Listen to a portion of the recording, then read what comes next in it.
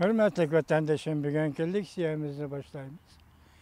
Leksiyada sizlerce Rosa Washington'dan sözleyimiz. Bugünkü asaslık vaziyet, yani işkemesini devir kılıp, tarbiyetlerde internette buluvatkan paranlar gepler biri, yanılalık Çavuşan'ın rehberi Kim Jong-un'dan Beycan'ı ziyaret kılallığı, onun dinki andın Garp dünyası da. Mesela bu kıtım Angliya başçılığı da Garp dünyası da Rusya Federasyası'nın şu devletlerde turuşluq. Baş elçilerini qoğlab çıkırış meselesi doğrusu da qol bulup oturdu. Biz müşün münasibetçi aldı hazır. Cungunun vaziyetini müşün toxtunumuz, müşün sözleyimiz. Vatandaşlarımızdan bugünkü leksiyalarga dikkat qilishini umid qilamiz, hurmatli. Birinchi mavzu. Prezident Trump Twitter'da fikir qoldirib, Xi Jinping bilan Kim Jong-un'ning ko'rishganligi to'g'risida to'xtaldi. Davomli besim ishiltimiz dedi. Mavzuli xabar 3-ayning 28 kuni Amerika ovozidan Xitoy tili programmasi e'lon qilindi. Xabar mundaq boshlandi.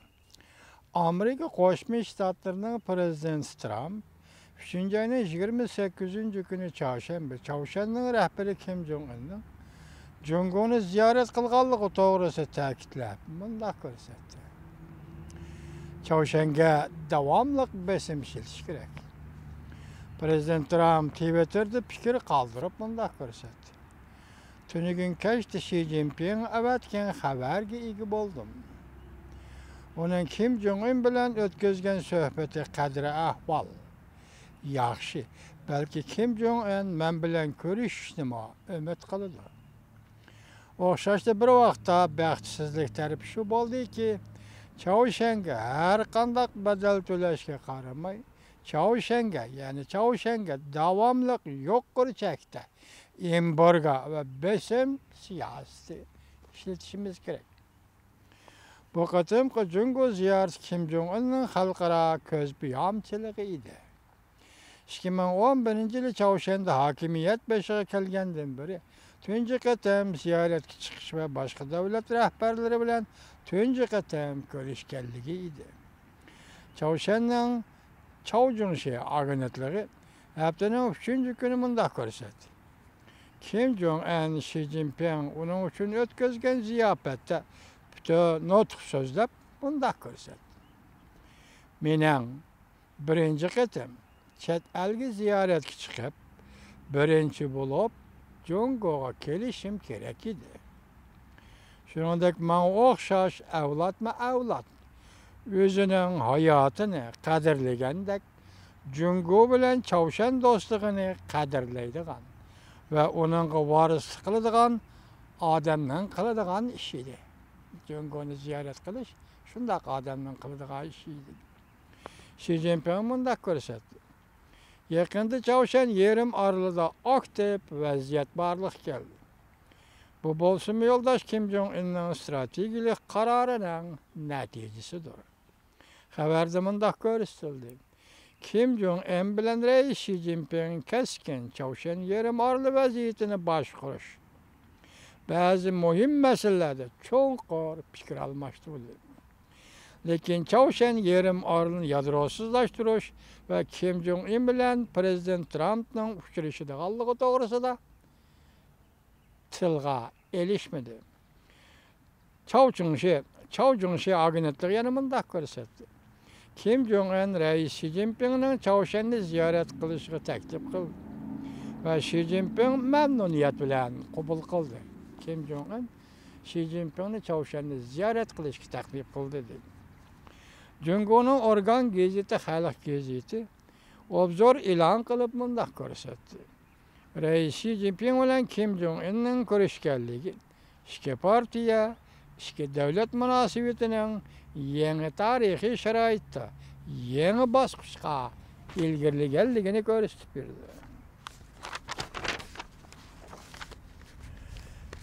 Musha xabari qarta endi vatandaşlarga inkas yozuvchilarning inkasidan bir ikki misol keltiraylik. Inkasga diqqat qiling, hurmatli vatandoshlar. İnkas birinchi. Amerika endi balalarcha stil bilan ish qilmasligi lozim. Jungo endi Prezident Trumpning tatliq gaplarini anglamaydi. Jungo Chavshanga besim ishlasa, Jungoning o'zining iqtisodiy ziyonga uchraydi.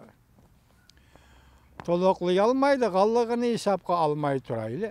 Uning o'rniga Prezident Trumpning Tayvan, Janubiy dengiz taraflarda yana orqa-orqadan Jungoga xiris qiladi va savdo urushi qo'zg'aydi. Prezident Trump agar to'nib ketgan bo'lsa, Jungoga nima talablarni qo'yib yurmasligi kerak. Kalini juvozdan yeshib chiqib, o'ltirib yegandek bir ish bo'ldi. Bu o'yin bak haddidan eshib ketdi. Ya'ni Kim Jong Un bilan Reis Xi Jinpingning avval ko'rishganligi bu o'yin bak haddidan eshib ketdi. Jungolikmi bezor bo'ladigan bir o'yin bo'ldi. Inkas ikkinchi. Jungo Kompartiyasini qo'shib embargo qilish kerak. Inkas uchinchi. 20-asrning 90-yillarda sobiq prezident Clinton tarixiy xarakterlik bir xatolik o'tkazgan edi. Jazolaydigan yoki qo'g'lab chiqarib etadigan qonun moddalari yo'q. Dunyo savdo tashkilotiga Jungoni elib kirgan edi. Qilcha samimiyati yo'q. Tuyuqsizda haddidan ziyoda bo'ldi. Jungoning qiliqlari. Dehqon bilan Jilanning hikoyasi qayta paydo bo'lgandek bo'ldi. Hozir Amerika bilan Jungo o'rtasidagi savdo urushi ikki davlatning taqdiri va vaziyatini belgilaydi. Bu qatimqi savdo adolatini qo'g'dash urushida Amerikaning texnik jihatda cho'qim g'alaba qiladiganligi shubhasizdir. Amerikaning ichki qismida nishonni birlik keltirib, qattiq bir maydon urush qilamdi yo'q. Savdo urushi degandek qilamdi yo'q degan masaladir. 400 milliardlik savdo qizil raqamini to'g'rilab, o'z o'rniga elib kelish qora niyati urg'ib turgan Jungo Kompartiyasining jinoyatkorona siyosiy hokimiyatini ag'dirib tashlaydi. Masalan, 400 milliardlik savdo qizil raqamini qaytirib elib keladiganlar bo'lsa, nima deydi inkas yozg'ichi? Kompartiyaning hokimiyati ag'diriladi. Bu balki demokratik dunyoning eng yaxshi va eng oxirgi firstidir. Endi yana xatolik o'tkazishga mutlaq bo'lmaydi. Inkas 4. Amerika har yili Jungoga bir dona avomatga sovg'a qiladi. Yaqinda port belgilik yadro o't kuchi bilan mangadigan bir dona avomatga 1 milliard 300 million dollar pul xarjladi. Jungo bilan Amerika savdosida har yili 100 beradigan qizil raqam 400 milliard dollar atrofida. Shunga Jungo Kompartiyasi kema parxod yasaganda xuddi qozonga juvovi tekkandek tekyotidi. Shunga Jungo Kompartiyasi kema parxodlarni yasab, Amerikaning qizil raqamidan foydalanib, xuddi qozonga cho'chira tekkandek tekyotidi parxod kemalarni. 5 dona yoki 10 dona avomatga yasab olsa, savdo urushi qarshi turayotgan Amerikadagi Meshik eyiqlar guruhi, ya'ni 10 yil o'tgandan keyin Jungoning avomatkilari Los Angeles shahriga yetib keladigan bo'lsa, qani kimni ozod qiladi? Inkas 5. Xi Jinping 2. Prezident Trumpning savdo urushidan obdan zarba yeb, Kim Jong Unni Beijingni ziyorat qilishga jiddiy taklif qilib, bu qatam jinini qutqazmoqchi bo'ldi. Bu yerda Xi Jinping 2 deganda birinchi qatam saylanib bo'lgan Xi Jinping endi qaytgani saylandi rais bo'lib. Shunga Xi Jinping 2 Kim Jong Unni Beijingni ziyorat qilishga, Chavshanning rahbarini Beijingni ziyorat qilishga taklif qilib, bu oxiri o'zining jinini qutqazib qolmoqchi bo'ldi deydi.